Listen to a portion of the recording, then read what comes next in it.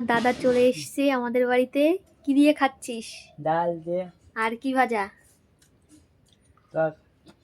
হ্যাঁ, টক। ডাল টক করেছি। আর এই যে গাজর দিয়ে লাউ দিয়ে ভেজেছি, তাই না? হ্যাঁ।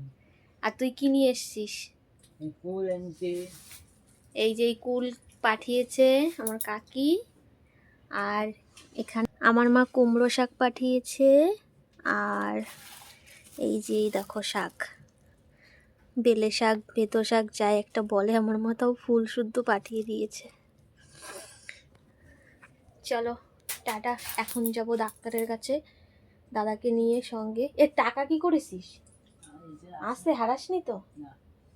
ঠিক আছে, ওনার জুতো কিনে নিতে হবে। জুতো ছিঁড়ে ফেলে দিয়েছে, এরকম ওর জুতো। তাড়াতাড়ি খা কিন্তু। জুতো ছিঁড়ে কি করছিস? ও পুজোর সময় এই জুতোটা কিনে দেওয়া হয়েছে, আর এই গরুর মতো সেই জুতো ছিঁড়ে ফেলা